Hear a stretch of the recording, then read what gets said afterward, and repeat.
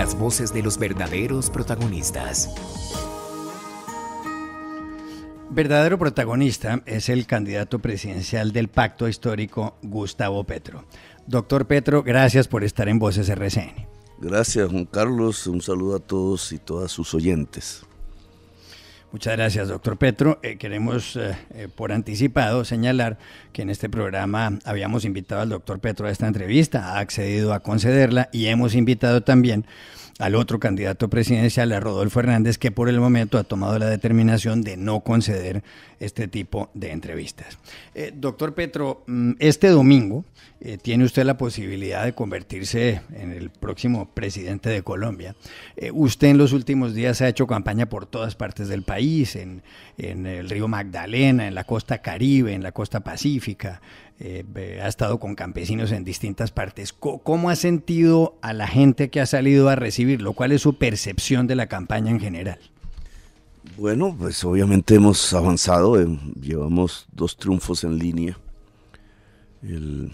Las elecciones parlamentarias, donde fue también la consulta, ganamos las parlamentarias, ganamos la consulta. Después la primera vuelta, ganamos la primera vuelta. Y ahora las últimas encuestas que se pudieron publicar, incluso la que no publicaron, que conocemos, pues nos da una amplia victoria y la tendencia sigue creciendo. La tendencia a aumentar y de mi rival a disminuir, básicamente porque la sociedad, a través de la misma voz de mi rival, pues lo viene conociendo.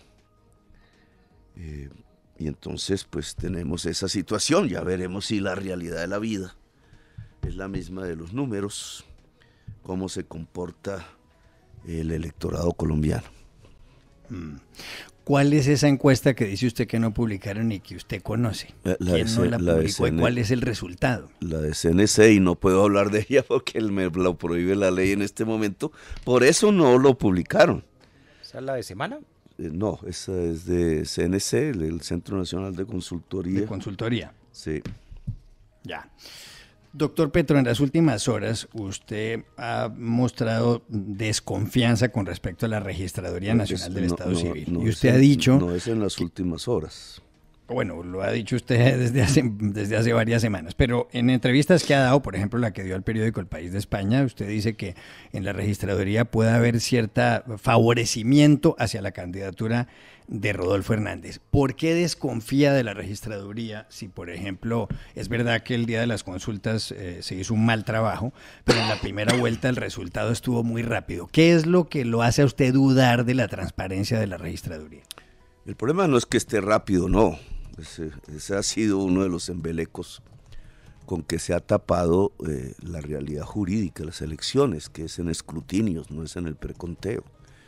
Por jugar a eso fue que casi nos desaparecen 700,000 votos de la lista al Senado hace poco, en marzo. Pero este tema viene de años. Una sentencia de la máxima instancia administrativa, de la justicia administrativa, que es el Consejo de Estado, examinando minuciosamente el caso en donde perdieron las curules el partido Mira, y se recuperaron con eso, pero ya a los 4 años, es decir, en la práctica, pues se perdieron. Estudió el software que desde hace 20 años se utiliza, que es de una empresa privada, Thomas & Grech, y determinó que el software era absolutamente vulnerable, débil, podía ser alterado. Había sido alterado para quitarle las curules fraudulentamente al partido Mira. Y la sentencia ordenó a la registraduría a tener un software del Estado, no un software privado para escrutinios de votos, y que fuera auditable técnicamente por la sociedad, por cualquiera que estuviera interesado en hacerlo como una garantía del proceso electoral. Desde entonces yo vengo insistiendo como congresista en la pertinencia de que la registraduría hiciera la licitación. Así quedó confirmado en el proyecto de ley que la Corte Constitucional tumbó pasaron los años, pasaron los meses, volví a decirlo en estas elecciones, y no ha sido posible que efectivamente se tenga un software del Estado. Y ahora que pusimos nuestros técnicos expertos de alta gama en verificar si ese software podría tener entre los 20 millones de líneas de algoritmos, alguno que itera votación, que quita y pone, encontramos que no nos dejan hacer la auditoría con la excusa de que el software es privado. Es decir, se desacató la sentencia del Consejo de Estado. Eso es un delito, se ha puesto la denuncia respectiva. Aún en el día de hoy estuvimos pidiendo ver el software con los expertos y de nuevo se negó la auditoría. A mí personalmente el registrador me había dicho que eso lo podríamos hacer, me mintió hace una semana, no se ha podido hacer, incluso interrumpió abruptamente la reunión que tenía conmigo para irse a entrevistar con el otro candidato. Toda la información que tenemos es que la cúpula de la registraduría ha perdido la imparcialidad. Y de esa manera, pues ponemos la alarma y estamos listos a verificar si efectivamente hay iteraciones en el software y se varía el resultado de las mesas hacia las actas de escrutinio en el software privado de la firma Disproel. Sí. Doctor Petro, si el resultado es transparente y el domingo usted pierde las elecciones por pocos votos, por 50,000, que sería una diferencia pues muy pequeña, ¿usted aceptaría el resultado y reconocería su derrota? Sí, el resultado es transparente, con mucho gusto, como ya lo hice en ocasiones pasadas. No sé por qué hay duda al respecto. Ya. Doctor Petro, en las últimas horas hubo un video de una entrevista que le hizo también el diario El País de Madrid a su hija Sofía Petro Alcocer. En un momento dado de la entrevista, su hija dijo lo siguiente. Siento que la tendencia va hacia que estamos descubriendo quién es verdaderamente el otro candidato, Rodolfo Hernández, y que no podemos dejar que sea presidente. Porque creo, a mi parecer, si llegara a ser el caso, podría generar un estallido social mucho peor que el del año pasado. Ahí está lo que dijo su hija. Ese video, naturalmente, esas declaraciones generaron, como pasa siempre, elogios y críticas. Evidentemente, a cualquier padre de familia como usted le molesta si le critican a un hijo, definitivamente. Pero no voy a preguntarle por eso, sino por lo siguiente. ¿Está usted de acuerdo con lo que dice su hija? ¿Usted cree que si llegara a ganar Rodolfo Hernández, podría producirse un estallido social? Completamente. Rodolfo Hernández acaba de proponer transformar el impuesto de IVA, que es al valor agregado, es decir, a una parte del precio de los productos que tienen ese impuesto, del 19% hoy, a un impuesto a las ventas que es sobre todo el conjunto de los costos de producción y utilidades de cualquier producto del 10%. Un impuesto a las ventas de 10% es mayor en términos de dinero que un impuesto al valor agregado, que es apenas una parte del precio de un producto, del 19%. ¿Qué significa eso en concreto? Que la propuesta elevaría el precio de los alimentos en Colombia. Es exactamente lo mismo que hizo Carrasquilla hace un año. Pues cualquiera que haya visto lo que sucedió en Colombia hace un año, pues podrá entender que si se plantea elevar en medio del hambre creciente el precio de los alimentos, pues va a estallar el país. Cualquiera, en términos generales, que trate de analizar a Colombia sabría, y por eso yo estoy participando en este proceso electoral, que si no se producen los cambios en términos de reformas que permitan más justicia social, derechos que la gente ya no tiene, que está excluida, que está desesperada, pues lo que estalla es la sociedad, porque ya lo vimos. Mi presencia aquí en esta campaña es prácticamente decirle a toda Colombia que permitamos los cambios de manera pacífica, tranquila, porque es la mejor manera de garantizar la convivencia social. Hay sectores, lamentablemente, tengo que decirlo, que no quieren esos cambios, que quieren que las cosas se mantengan igual. Pues esos sectores pueden llevar a Colombia a un estallido. Ahora, aclaro, la contracampaña lo que hizo, muy en boca de destacados dirigentes uribistas, fue decir que mi hija, como usted acaba de poner en la grabación, había dicho que el día de las elecciones iba a estallar si ganaba Rodolfo. Eso no es cierto. Lo que está haciendo mi hija es el análisis, porque ella es politóloga, de lo que puede pasar en una sociedad si no se hacen las reformas sociales, se represan las aspiraciones de la gente, se cierran las oportunidades, porque ya lo vivimos. Y lo que mejor le puede pasar a una sociedad es que abra las compuertas del cambio y la reforma social para garantizarle a la gente oportunidades y derechos. Ese es el camino de la paz. El otro es el camino de la violencia.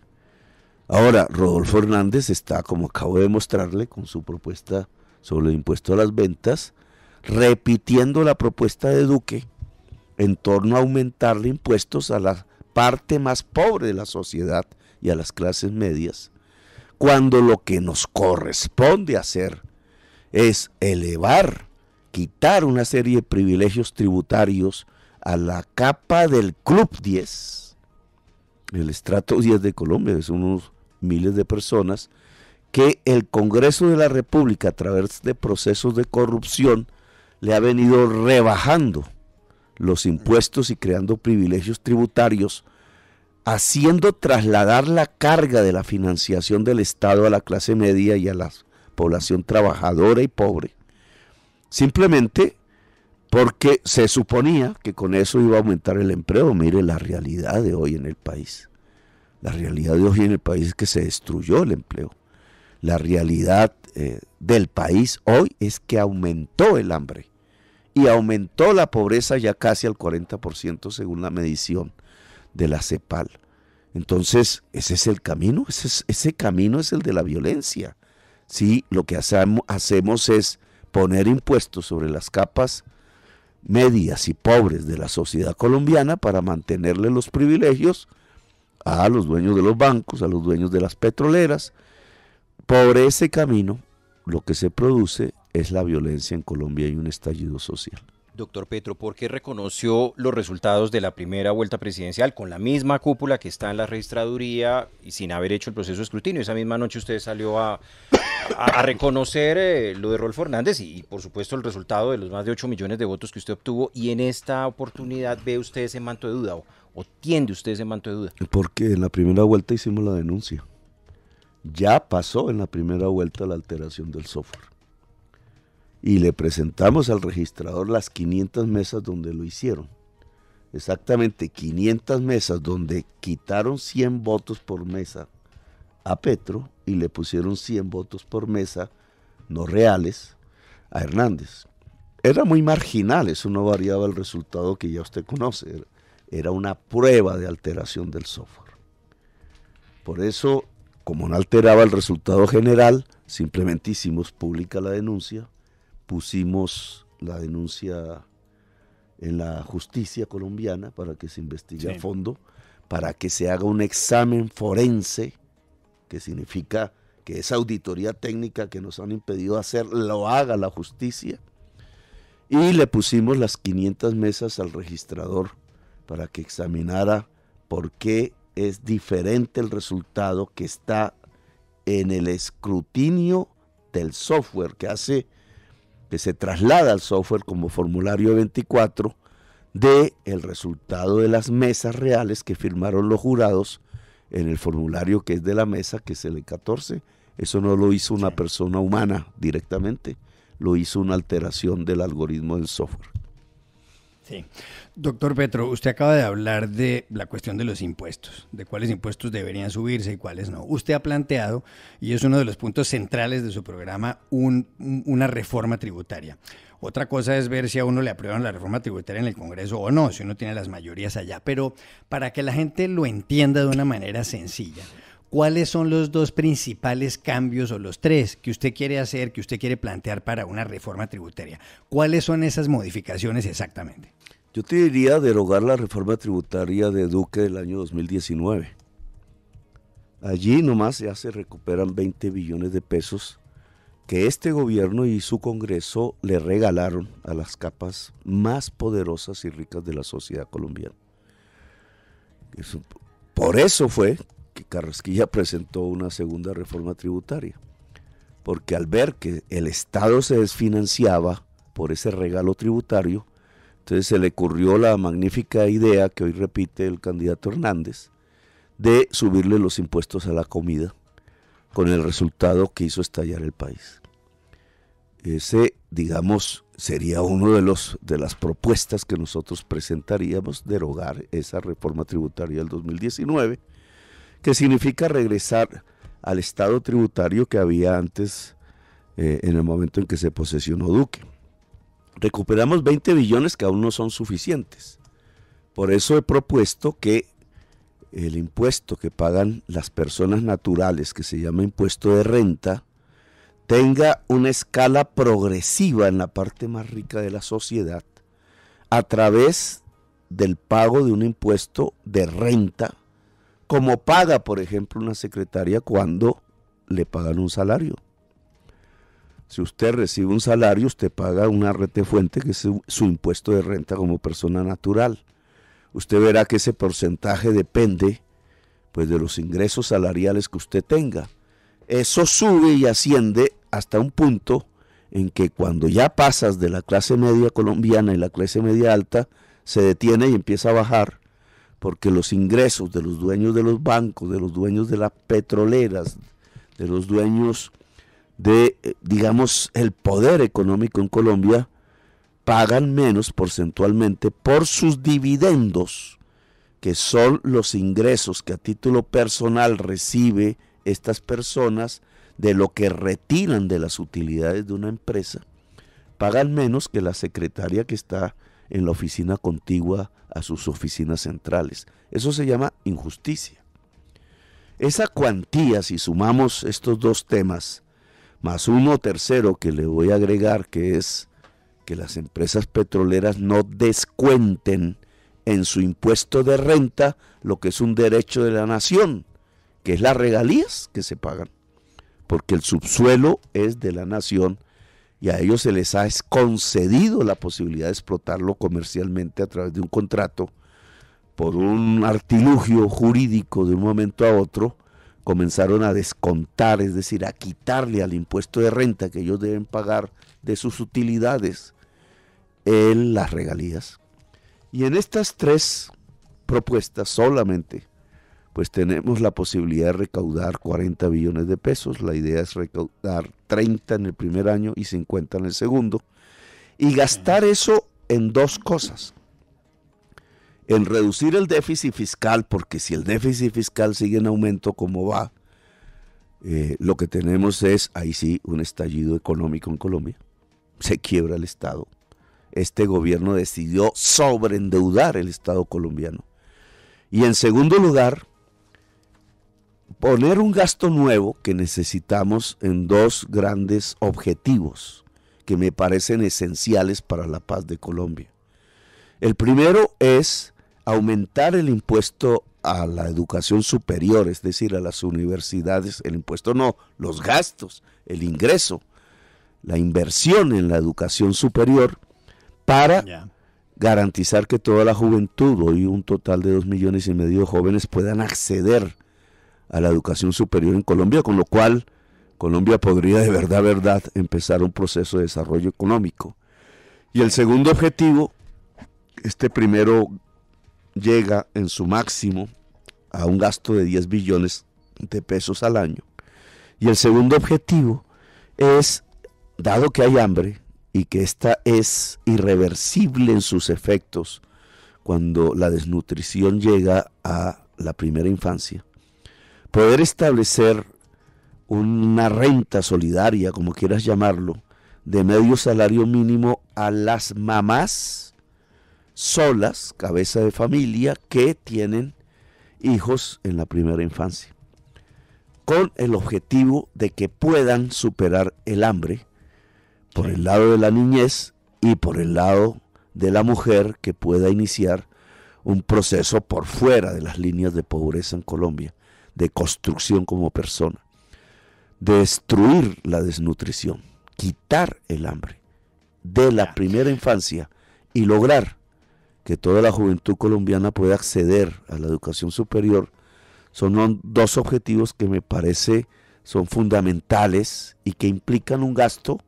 El segundo, el de las madres cabeza de familia, es de 6 billones al año, que sumaría en total 16. Lo demás sería para reducir el déficit fiscal y mejorar sustancialmente la situación económica del país. Doctor Petro, ¿qué haría usted con los impuestos a las empresas? Uno oye a los empresarios, a los nacionales, medianos, pequeños y grandes, y a los extranjeros, y dicen que están asfixiados con los impuestos en Colombia. Y usted sabe que la empresa privada pues es la gran empleadora en el país. ¿Cómo trataría usted a las empresas de manera tal que pues conserven los puestos de trabajo que crean, que son miles? Las empresas que crean puestos de trabajo en Colombia son las pequeñas y medianas empresas. Sí. Crean el 80% de los puestos asalariados de Colombia. Y eso implica, para cuidar la producción y los puestos de trabajo, reducir su impuesto de renta a la empresa, ojo, porque hay que separar lo que es impuesto de renta a las personas jurídicas de impuesto de renta a las personas naturales. Hoy todo asalariado como persona natural paga impuesto de renta a través de la retefuente. Disculpen un poco la tos, pero en el caso de las empresas, el impuesto de renta sobre sus utilidades debe ser menor para la pequeña y mediana empresa que para la grande, precisamente porque es la pequeña y mediana la que está generando la mayor parte de los puestos de trabajo en Colombia. Ahora, yo soy amigo de la idea, hay que estudiarla más a profundidad porque hay que hacer los números bien hechos, de aumentar más el impuesto a personas naturales de una escala de ingresos muy superior en Colombia. Acabo de hablar del tema de dividendos, que es un ingreso a persona natural, que impuestos a las empresas. ¿Por qué razón? Porque la empresa en sí misma, en general, es productiva, y en cambio cuando se saca de sus utilidades dinero para el consumo ya del propietario, pues ese consumo ya no es productivo. Y en esa medida es mejor que el impuesto, en vez de estar en las utilidades de la empresa, esté en los dividendos. Igual lógica se puede aplicar con algunos parafiscales. Santos avanzó en eso.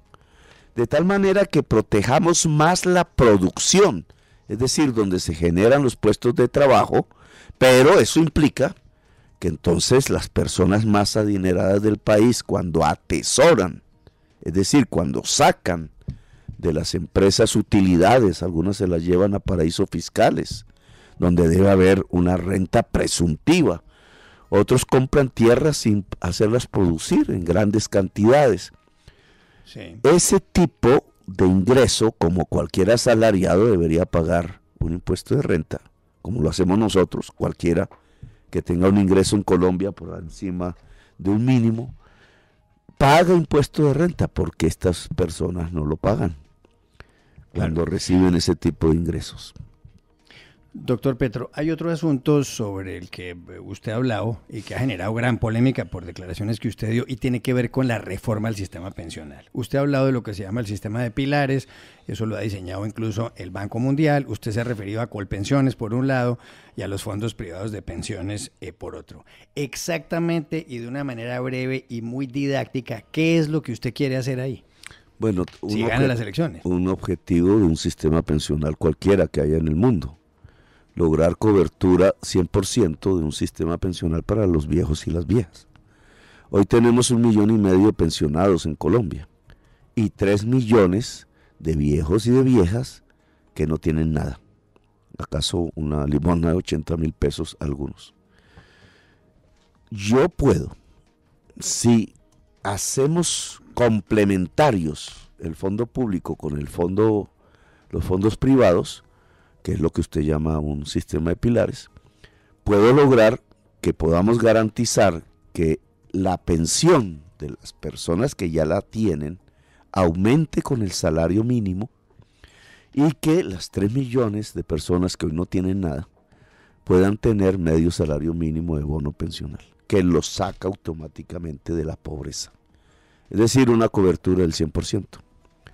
Para ello, para financiar eso, no necesitamos nuevo gasto. El dinero sí está ya. Para eso, lo que necesitamos es volver complementarios y no competitivos, como es hoy, el fondo público con los fondos privados de pensiones, que es el sistema de pilares.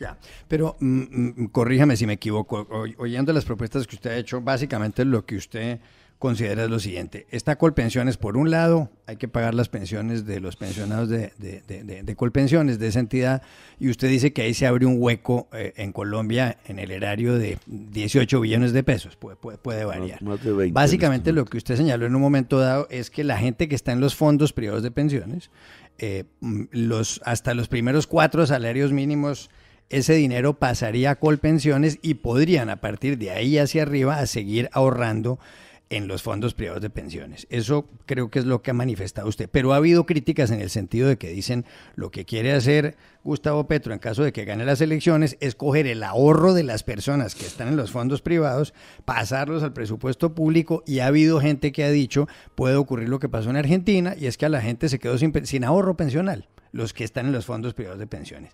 ¿Qué responde usted a los que piensan eso? De lo que yo estoy hablando es de lo que pasa en Holanda. No me hables de Argentina en este caso. Ya. Y en buena parte del mundo, porque esta propuesta se está desarrollando en buena parte del mundo, por el reconocimiento que un sistema exclusivo de ahorro pensional no garantiza la pensión. En Colombia tampoco. La inmensa mayoría de los cotizantes no va a tener pensión. Los que ya actualmente pueden salir de los fondos privados es la demostración de lo que estoy diciendo. La mayoría no sale con pensión. Les devuelven sus ahorros, pero no todos de una vez, sino más o menos con un registro que equivale como al 22% de su último salario, y hacen una prueba pensando en que ese ahorro que se devuelve alcance, si la persona se vive, digamos, y se acaba el ahorro, pues se quedó sin nada, no hay pensión. Ya. Entonces lo que se trata es de que las personas, cuando parte de su cotización, no de su ahorro, sino de su cotización, pasa al fondo público, es que ahí garantice la pensión. No que no garantice la pensión, ahí garantiza la pensión. Y para aquellos salarios un poco más altos, de 4 salarios mínimos, que es una minoría realmente, puedan aumentarla incluso con un ahorro en los fondos privados de pensiones, incluso puede llegar a ahorros voluntarios. Pero aquí lo importante es garantizar la pensión. Y entonces, por ejemplo, yo nunca me salí del fondo público y más o menos puedo garantizar una pensión hoy por hoy. Personas que se metieron a fondos privados hoy por hoy, más o menos de mi mismo nivel salarial, ya no les dan pensión por estar en los fondos privados, porque sí, la pensión depende de la rentabilidad en una cuenta de ahorro. En cambio, en el fondo público depende de que haya cotizantes. Los cotizantes de hoy pagan la pensión de los actuales pensionados. Cuando ese cotizante llega a la edad, entonces los cotizantes de mañana le pagan la pensión a él. Y el sistema funciona en buena parte del mundo. No ha entrado en una desestabilización financiera, es sostenible financieramente. Si la economía crece, lo será más. Doctor Petro, ¿pueden estar tranquilas las personas en Colombia que tienen su ahorro en los fondos privados de pensiones? En el sentido de que si usted llega al gobierno, ese ahorro que es de esas personas, ¿va a estar sagradamente ahí guardado? Claro, es que yo nunca he propuesto. Esa es la contrapropaganda, ¿no? Lo que llamamos la propaganda negra, tratando de asustar a la gente. Yo nunca he propuesto que eso se toque. Hoy por hoy, voluntariamente, una persona puede hacerlo, si quiere, libremente. puede pasarse con sus ahorros, que se lo cambian por un bono un bono de tiempo, de cotización de tiempo. Y entonces ya le falta, digamos, un poco para pensionarse, y lo que ha hecho la gente en una cuantía que alcanza a ser de 50 billones de pesos, mucha gente, es pasarse de los fondos privados al fondo público, pero eso es voluntario, es libre, no es obligatorio, y nosotros no vamos a establecer esa obligación por ley. Doctor Petro, usted quiere hacer una serie de cambios profundos en Colombia si gana las elecciones. Usted ha dicho que quiere cambiar de modelo económico. Hace 4 años, cuando le preguntaron en la revista Semana qué sería lo primero que usted haría si llegara a la presidencia, y usted en ese momento competía con Iván Duque, usted respondió esto, aquí está.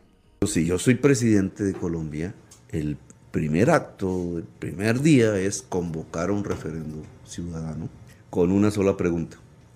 ¿Quiere usted, sí o no, convocar una Asamblea Nacional Constituyente en Colombia? Que si la mayoría dice sí, nos permite convocarla para hacer esta reforma. No es una Asamblea Nacional Constituyente como la del 91. No es reunida en el centro de Bogotá, tiene que ser una constituyente territorial, porque ese es el gran vacío de la Constitución del 91. Hace 4 años, le decía, usted dijo eso. Si usted gana las elecciones en esta ocasión, ¿haría eso? ¿Convocaría una Asamblea Nacional Constituyente, como dijo hace 4 años? Sí, pero ojo, porque ahí digo la reforma y usted no pone en la grabación qué reforma. Creo que tengo la parte de la reforma aquí, óigala. ¿Acotada a qué? A estas reformas. La salud, la educación, la justicia, la nueva economía, que podríamos hablar otro día de qué significa esa nueva economía, pero me he metido estos días a tratar de explicarlo, que es salir del petróleo y entrar a la producción, y la política. Y esto pasaría obviamente por la revocatoria del Congreso que se elige en marzo del otro año. La Constitución del 91 ya eso lo reglamentó. O sea, mientras sesiona la constituyente, el Congreso sigue, pero no tiene función. Se suspende hasta que acabe las funciones de la constituyente. Eso dijo usted hace 4 años, doctor Petro. ¿Piensa hoy lo mismo? Sí, pero ahí tienes, porque es que la gente dice hoy que la constituyente es para reelegirme. Y usted ve que ahí en esa entrevista nunca mencioné ese tema. Sino que mencioné unas reformas porque en ese momento se habían hundido en el Congreso de la República la reforma política y la reforma a la justicia, que ahí exactamente lo menciono. Y el debate de muchas fuerzas políticas ante ese hundimiento que buscaba generar pues menos corrupción en Colombia. Al final eso se transformó en el referendo anticorrupción, y poder hacer una justicia que acercara la justicia a la ciudadanía. Esas reformas fueron hundidas en el Congreso de ese entonces, y por eso muchas fuerzas políticas hablaron de una reforma a través de una asamblea constitucional, que no era, y ahí lo digo, para cambiar la Constitución del 91, sino exclusivamente para hacer estas reformas. Hoy por hoy el Congreso de la República electo ha cambiado sustancialmente. Las fuerzas retardatarias, que era su inmensa mayoría, y que impedían precisamente que se pudiera hacer una reforma a la justicia y una reforma política para acabar la corrupción, hoy realmente no son mayoría.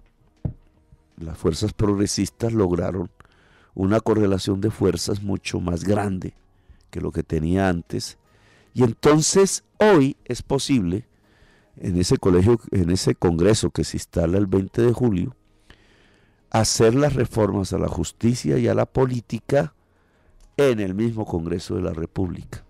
Y esa es la propuesta que nosotros vamos a presentar de inmediato, una vez nos presentemos y logremos ganar la presidencia y nos posesionemos al Congreso de la República electo, que es diferente a los Congresos de la República que hemos tenido durante décadas hasta la fecha actual. Pero sería la medida y traje de la propuesta que salga desde el gobierno, porque usted dice, es una bancada progresista, ¿y dónde estaría entonces el control político, la valoración que tienen que hacer a esos proyectos? No te entendí. El Congreso debate todo proyecto que se presente, sea del gobierno o sea de iniciativa parlamentaria. Esa es su función de ser. ¿Y si lo objetara? Objetar el presidente. Objetar los proyectos que salgan de la Casa Nariño. Es decir, el Congreso vota por mayorías. Si las mayorías están a favor de un proyecto, se aprueba. Ese proyecto puede ser por iniciativa parlamentaria o puede ser por iniciativa gubernamental. Si, digamos, hay unas mayorías progresistas que hay que ver si se pueden construir, que es una gobernabilidad, digamos, mucho más tranquila, muchas reformas políticas, entre esas las cruciales, se pueden aprobar en el Congreso de la República. Claro. Si el Congreso no le aprobara las reformas que usted le piensa presentar en caso de que gane las elecciones, ¿usted pensaría en el mecanismo de la constituyente o usted simplemente acataría lo que se debatiera en el Congreso y lo que decidiera el Congreso? Se tiene que acatar lo que decida el Congreso. Ya. Usted habla, doctor Petro, de reforma política. ¿Cuáles son los dos principales asuntos que usted cree que hay que cambiar en ese sentido? ¿Sí? ¿Cuáles serían los dos aspectos centrales de esa reforma política que usted cree que necesita Colombia? Pues mira, lo que queremos ya lo hemos hecho en la práctica. Cuando nos presentamos al Parlamento, ahorita en las elecciones de marzo, presentamos una lista cerrada, me costó trabajo que se tomara esa decisión, y esa es una opción que hoy existe, pero opción. Y esa lista cerrada fue cremallera también, es decir, que combinaba hombres y mujeres alternativamente, de tal manera que se puede, cualquiera que sea el número que se elija por el pueblo, la mitad son mujeres. Eso ya lo hicimos, lo logramos. 50 y pico congresistas, aún no sabemos el número exacto, y la mitad fueron mujeres. Es una opción que tomamos, riesgosa, nos criticaron mucho por eso, pero mira el éxito que logró. Se configura una política más colectiva, una política menos individual. Eso aísla a los individuos que participan en la política de financiarse individualmente, que es una de las entradas de la corrupción en Colombia. La financiación es colectiva, es del partido. Se puede ser más transparente en ese tipo de financiaciones. Nosotros nos endeudamos, no recurrimos a donaciones y cosas por el estilo en gran escala. Y eso nos permitió un éxito electoral. Si eso se vuelve reforma política, es decir, así se comportan los demás partidos con listas cerradas y haciendo que la mitad de las curules sean de mujeres, pues tenemos una transformación de la política de Colombia porque adquiriría más calidad y más transparencia. Ese es el sentido de una reforma política para Colombia. Doctor Petro, usted ha hablado de reforma a la justicia. ¿Qué cambiaría usted ahí, esencialmente? Más jueces. Lo primero que tenemos que lograr es muchos más jueces, para que precisamente en todo el territorio nacional podamos tener básicamente jueces cercanos a la ciudadanía en todos los ámbitos de la justicia, no solamente penal, civil, comercial, etcétera. Eso es fundamental, la gente no siente la justicia a su lado. Y la segunda reforma es pasar hacia una justicia restaurativa, es decir, que coloque como prioridad, sobre todo en la justicia penal, pero también en todos los ámbitos de la justicia, la restauración de la víctima, el intentar que la víctima regrese al estado anterior a que se cometiera el delito. Esto ya existe en algunos ámbitos de la justicia, como la Justicia Especial para la Paz, pero se puede generalizar a la totalidad de los delitos el que se priorice que la víctima sea reparada en un proceso judicial. Ya. Doctor Petro, le voy a hacer 3 o 4 preguntas más únicamente. Una de ellas es, usted dice, nombrar más jueces. ¿Y la plata de dónde va a salir? Pues en el caso de muchas de las reformas que yo propongo, esta fue mi discusión con Fajardo cuando todavía era candidato, es redistribución de recursos existentes. Por ejemplo, en el caso de la reforma pensional es una redistribución de recursos existentes que nos permitiría el logro de unos objetivos sociales como el tema de las 3 millones de viejos y de viejas que hoy no tienen pensión y que puedan tener al menos media pensión, o el caso de los actuales pensionados que pues deberían elevar sus pensiones año tras año, es con el ritmo del incremento del salario mínimo y no con el ritmo del incremento de la inflación, porque los deja estancados en su nivel de vida. Eso es una redistribución de recursos. Lo mismo podríamos pensar de mi propuesta sobre la salud. Cuando hablamos de montar, construir un sistema de salud preventiva en todo el territorio nacional, con determinantes como lograr nutrición, como que el agua potable sea de calidad, que son determinantes de la salud, y lograr que equipos médicos puedan cubrir todo el territorio nacional visitando hogares para prevenir y predecir, salud preventiva y predictiva, que hicimos ya una experiencia importante y exitosa en la ciudad de Bogotá cuando fui alcalde. Pues aquí no es que necesitemos recursos nuevos, es que se redistribuyen de otra manera, de tal manera que se pueda financiar lo esencial de un sistema de salud, que es prevenir la enfermedad. Ya en el caso asistencial, ya cuando la persona se enferma, pues proteger antes que nada al paciente en su libertad de decisión y a la prestadora de salud, que puede ser una clínica privada, un consultorio, un hospital público, girando directamente los recursos por los servicios que ha presentado. Entonces, digamos, buena parte de las reformas que yo presento son más redistribuciones de recursos que ingresos adicionales que se necesiten.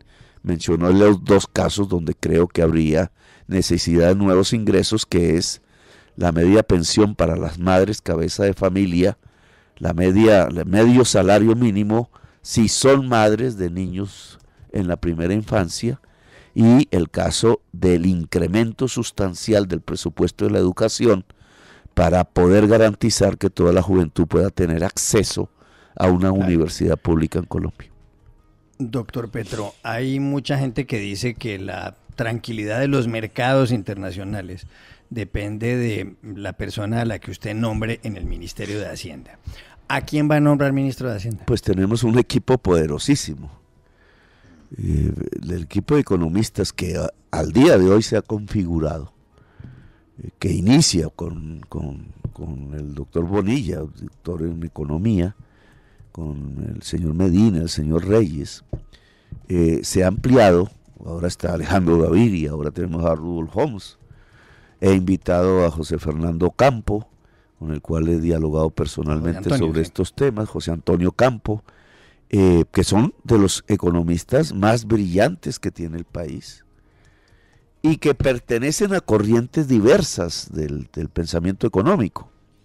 En esa medida, lo que contamos es con un equipo muy poderoso desde el punto de vista de la experiencia y desde el punto de vista del conocimiento de las diferentes teorías económicas, para juntos poder superar una etapa muy difícil, que es de crisis real, que está en Colombia, pero lamentablemente también se avecina en el mundo, ¿no? Porque la economía mundial se viene estancando y el hambre viene creciendo a escala mundial.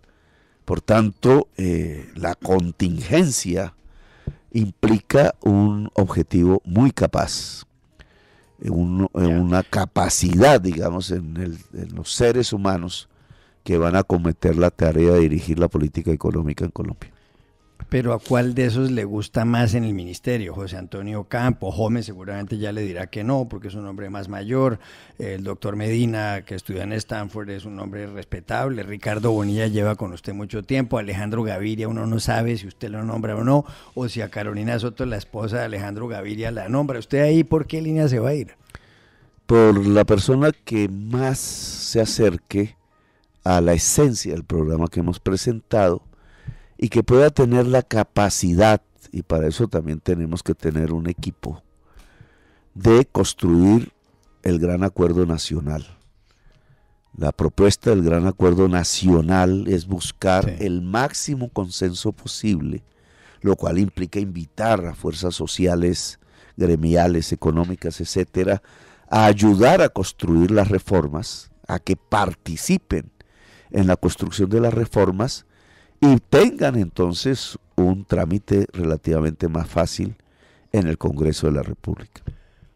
Mire, el gobierno ha recibido felicitaciones, el actual, incluso de la OCDE, por el crecimiento económico y demás. Uno siempre se pregunta por qué hay una desconexión entre esas cifras económicas tan buenas en distintos gobiernos y lo que pasa en la calle, cuando mucha gente solo come 2 veces al día. Pero la pregunta es esta. Hoy dijo el gobierno que va a bajar el déficit fiscal al 3,5% y que le va a dejar a usted la casa en orden en la medida de lo posible. ¿Usted se compromete a no subir ese déficit fiscal? Hombre, si estoy hablando de una reforma tributaria para bajarlo. Lo que pasa es que no creo que el gobierno en 2 meses pueda cumplir ese objetivo. Venimos de unos niveles de 90 billones de pesos de déficit. De un presupuesto que son 350 billones.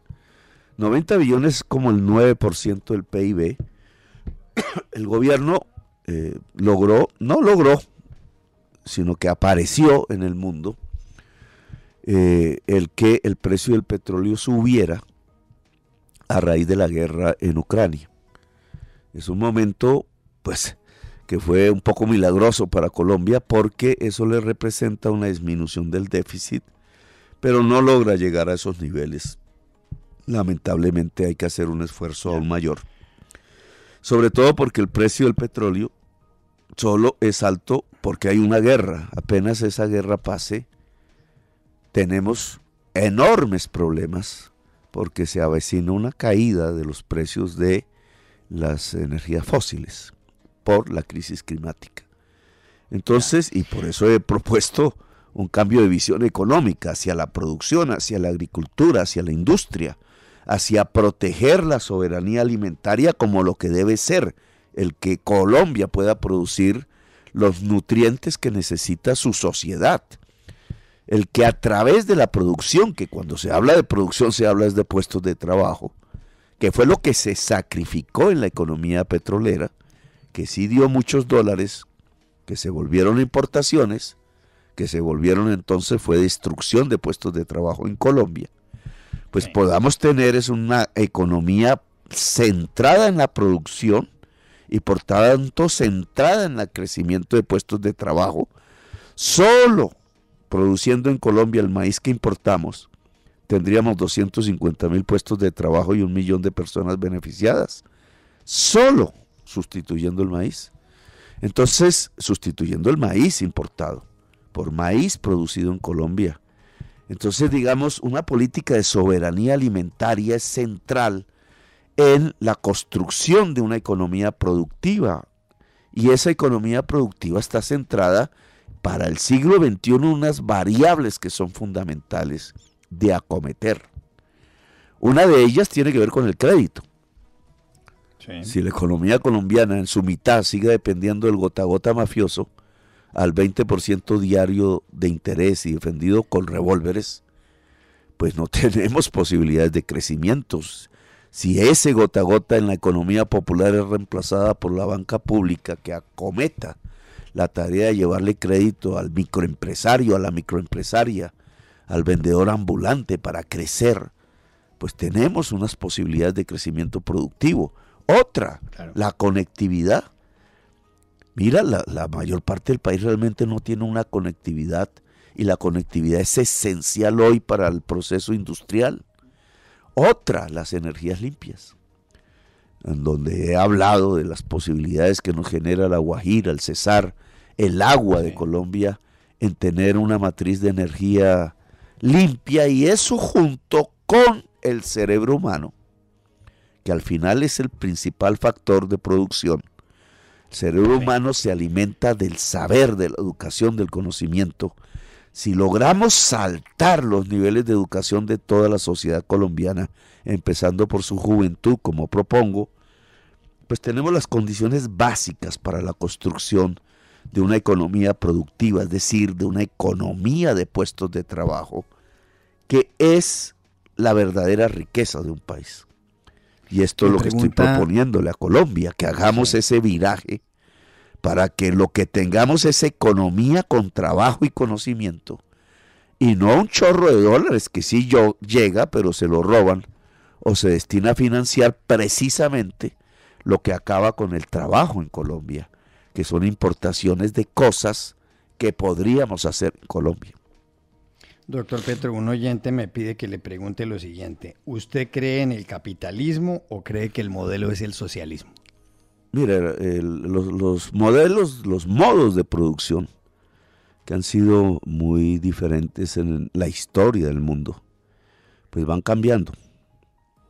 ¿Qué es lo que tiene Colombia hoy como un modo de producción? Feudalismo, premodernidad, tierra sin cultivar, eso no lo hace el capitalismo aprovecha toda la tierra para cultivar. Una economía que está atrasada en conocimientos, raquítica completamente, extraer petróleo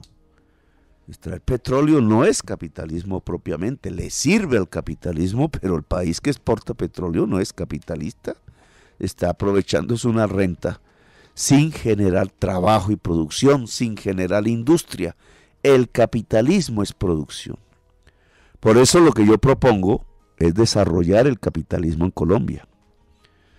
No porque me guste o no me guste, pues como toda producción humana tiene problemas que se generan, pero es porque toca, porque la sociedad colombiana no ha podido desarrollar sus fuerzas productivas y por eso tenemos esa desigualdad inmensa y la mitad de la gente por fuera de la economía apenas sobreviviendo y aguantando hambre.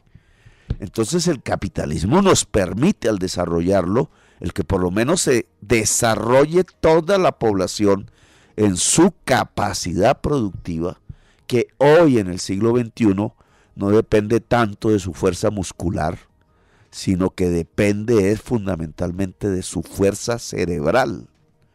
De aquí la pertinencia a las reformas que estamos proponiendo. Dos últimas preguntas, ahora sí. La primera, usted hace unos meses en este programa, cuando le hice el cuestionario Proust, aquella famosa serie de preguntas desde el siglo XIX, cuando le pregunté cuál es el rasgo de su personalidad que usted más deplora, usted dijo la soberbia. Y eso además lo dijeron varios precandidatos en este programa, varios. Usted dice que a veces se da cuenta de que ha cometido un error, pero no cambia de parecer. Hay gente que ha trabajado con usted, Daniel García Peña lo ha dicho públicamente, y muchos otros que dicen que usted tiene en su personalidad un rasgo autoritario. ¿No le parece que eso puede ser preocupante para la ciudadanía, que usted cometa un error y que usted insista en mantenerse en el error por ser soberbio, como pasa con tantos políticos? Pues mucha gente que ha trabajado conmigo no dice lo mismo. Con Daniel tuve un problema más de tipo personal. Lo habían nombrado funcionario en ese gobierno nacional del entonces, diplomático en Francia. Yo me enteré, pero él no me lo contó, me enteré por otro camino y pues no me gustó mucho, porque ya trabajaba al frente de la Oficina de Relaciones Internacionales de la Alcaldía, debió comentármelo. Ese es un tema ya subsanado, en mi opinión. Habría que preguntar por quién va a votar ahora. Eso sería interesante. Él adhirió a su candidatura. Bueno, entonces no es porque piensa exactamente como lo escribió en ese entonces, que estaba un poco pues afectado por el desencuentro que habíamos tenido por esa circunstancia concreta. Pero, ¿por quién va a votar Daniel García Peña? Por Petro. Y yo creo que, digamos, esa es una demostración, digamos, muy puntual, pero en general, las gentes que han trabajado conmigo lo que encontraron, por ejemplo en Bogotá Humana, fue un enorme laboratorio de innovación administrativa pensada en las personas que tienen más exclusiones en la ciudad de Bogotá, o tenían. Recuerde usted que los mismos datos del DANE arrojan que nosotros redujimos a la tercera parte la pobreza multidimensional en 4 años. Mi rival, cuando le muestran esas cifras, pues no puede mostrar sino que la duplicó. Mientras él duplicó la pobreza, nosotros la bajamos a la tercera parte. ¿Y eso por qué sucedió? porque buena parte de la construcción de política pública, en el caso bogotano, no se llevó a defender pues intereses de poderosos, como hacen todos los gobiernos, sino a defender los intereses de la sociedad en general en primer lugar. Cuando hablas de adaptar la ciudad al cambio climático, estamos hablando del interés general, y entre ese interés general lograr políticas de discriminación positiva, es decir, de empoderamiento de los sectores más excluidos de la sociedad.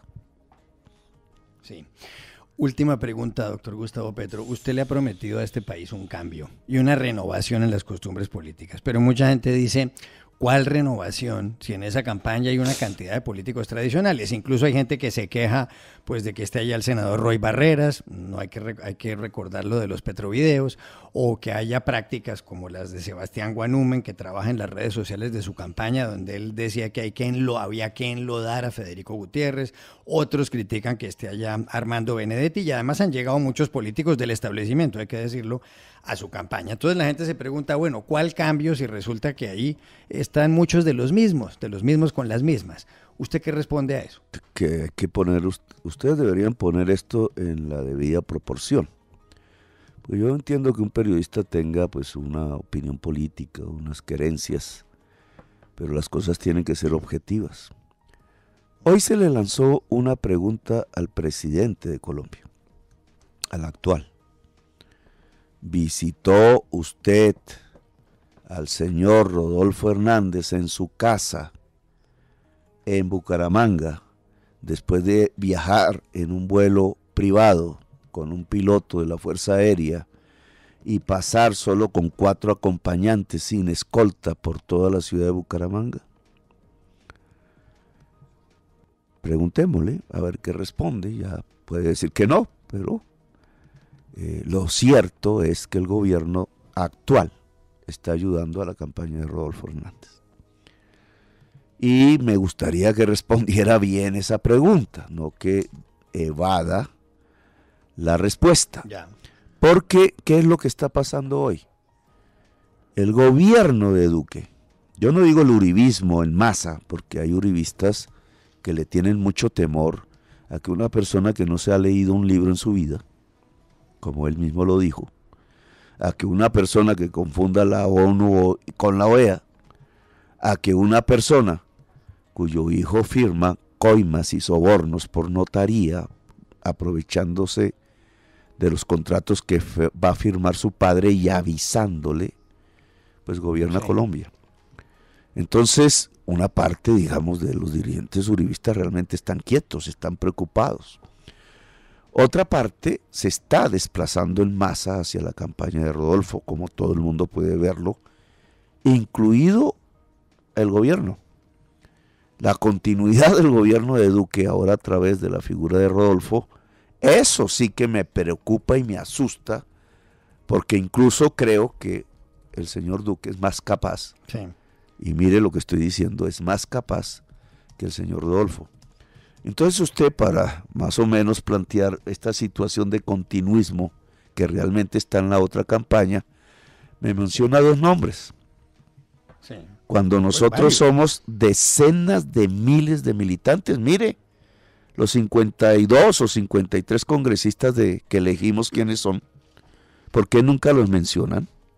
¿Por qué no mencionan a las mujeres que llegan al Senado de la República por primera vez o a la Cámara de Representantes y su historial de vida?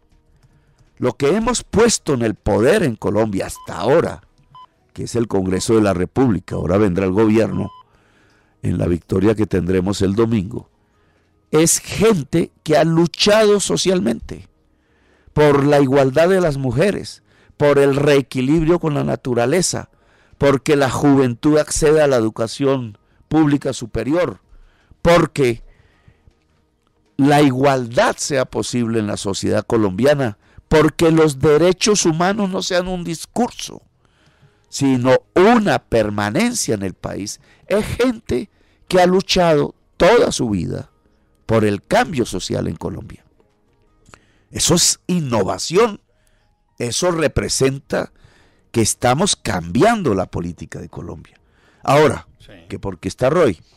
Bueno, Roy fue una persona que se especializó en el tema de la paz. ¿Por qué no puedo contar con esas personas que tienen una experticia en algo que me interesa fundamentalmente, que es volver realidad lo que hoy parece una utopía, y es que esta sociedad pueda convivir en paz? El señor Benedetti ni siquiera es electo, no está en ninguna de esas rincones, ha ayudado a la campaña y no más. Entonces, ¿dónde están los nombres? ¿Por qué ustedes no hablan de ello? De toda la innovación que hicimos en el Congreso de la República, con 51 o 52 congresistas, la mitad mujeres, cuyos nombres están ligados a las grandes transformaciones que quiere la sociedad colombiana en su base social, en su parte de abajo.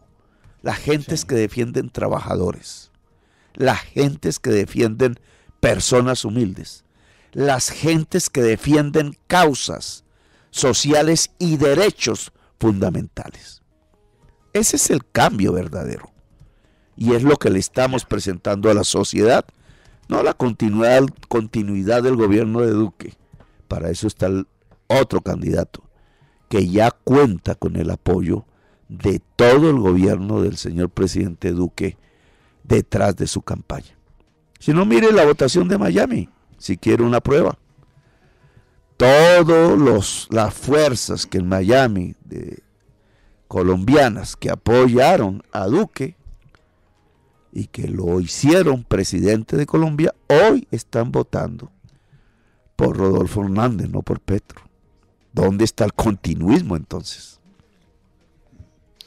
Pues yo le agradezco su respuesta, pero quiero dejarle en claro dos cosas. Mire, la primera, usted dice, no sé si refiriéndose a mí, pero me imagino, ustedes, ¿por qué no hablan de las mujeres? Mire, todas las mujeres del Pacto Histórico vienen a los debates de este programa, todas, les puede preguntar a todas. Francia Márquez, su candidata a la vicepresidencia, ha sido entrevistada en este programa. Y además, usted empezó su respuesta diciendo es que ustedes, los periodistas, tienen unas querencias. Yo no tengo querencias políticas, doctor Petro, y usted, que es experto en observadores electorales, mande a uno a la registraduría y se dará cuenta, y eso lo voy a decir aquí, y no debería decirlo porque a nadie le importa, es que no voto desde 1998, doctor Petro. De manera que usted puede mandar a sus inspectores. Que sería bueno que votara así por Petro, pero mira, acabas de mencionar... Por algo no he votado, doctor Petro. Acabas de mencionar... De tendencias políticas, conmigo eso no funciona. Pero hay que tomar posición. Mira, acabas de votaría por mencionar... Franklin Roosevelt y Winston Churchill, y están muertos los dos. Muy gringos ambos, pero hay que votar por colombianos. No, gringos no, los hombres más importantes del siglo XX. Aquí no estamos hablando de... pero en todo caso, yo le repito... Yo te hablo de Francia, por ejemplo. Sí, claro. Que es, digamos, nuestra candidata a la vicepresidencia. Como todas las mujeres. ¿Usted le parece que Francia es un continuismo? ¿Usted le parece que lo que representa... Me parece que no, pero yo no... pero no estoy discutiendo, estoy tratando de explicarlo también a la audiencia. Francia, mujer negra, primero mujer negra, nacida en territorio excluido permanentemente por el establecimiento colombiano que ve el Pacífico como la región a donde fueron a parar la propiedad que ellos consideraban privada, que eran los esclavos, y por eso dejaron abandonada a través de generaciones enteras. Sí. Francia, que representa todas esas exclusiones, trabajadora doméstica porque no tenía cómo más sobrevivir, mujer negra de territorio excluido, nacida en la base misma de la sociedad, es el símbolo de la transformación política de Colombia si logramos que sea vicepresidenta y gobierne el país. Es ahí donde nosotros hemos puesto los valores fundamentales de la transformación social en ella y en miles de personas que son como ella. Ahora, nosotros no vamos, y esa invitación un poco la rechazo, a hacer una especie de tribunal de la Inquisición, una especie de Robespierre, entonces negándole las posibilidades de la participación política a las personas que por X o Y razón hayan votado por Uribe, que es la mayoría del pueblo colombiano en todo este siglo. Yo nunca lo hice, no participo de ese proyecto, estoy absolutamente alejado de los principios que motivaron ese gobierno que ha sido prácticamente el de este siglo. Ha sido él y los que ha puesto él, y aún quiere que otro quizás parecido a él sea presidente. Pero yo no puedo entonces excluir a las personas que han votado por Uribe de la participación democrática de Colombia, incluso de la posibilidad de que estén conmigo. Porque en mi opinión no podemos hacer una especie de purismo que nos llevaría a reproducir el sectarismo y el odio en Colombia, que es la gran generadora de la violencia. Por eso se mataron nuestros abuelos en el pasado. Llevamos un siglo de esas violencias, no hemos podido salir de allí, y es la hora, y es lo que yo me propongo, salir de ese siglo de violencia colombiana para iniciar a construir una era de paz. Y eso no puede hacerse a partir entonces de excluir a toda persona que haya participado o de la política tradicional o que haya votado por personas por las cuales nosotros no votamos, como Uribe Vélez, sino que es el momento de construir un gran acuerdo nacional que nos permita plantear con seriedad y eficacia salir de un siglo de violencia y empezar a construir una era de paz en Colombia, que pasa necesariamente por reformas que construyan justicia social en el país. Es Gustavo Petro, el candidato presidencial del Pacto Histórico, que este domingo se enfrenta a Rodolfo Hernández en la segunda vuelta de las elecciones presidenciales. Repito, en este programa hemos invitado al doctor Rodolfo Hernández, pero ha decidido no dar entrevistas. Doctor Petro, gracias por haber estado aquí todo este tiempo, por haber respondido todas nuestras preguntas, y esperamos ver qué resultados se producirá el domingo. Muchísimas gracias por haber estado con los oyentes de Voces RCN. Bueno, gracias a todos sus oyentes y a usted, muy amable por sus preguntas que hemos contestado sin evadir el debate. Antes de que se vaya, ¿cuál va a ser el anuncio que va a hacer usted a las 8 de la noche, doctor Petro? Usted dijo que va a ser un anuncio muy importante. No, pues délo ya de una vez, doctor Petro. Ya me toca aquí 20 minutos aquí antes. Ya lo están grabando, usted lo escuchan, está en sintonía, tranquilo. No, ya a las 8 de la noche. Estén pendientes.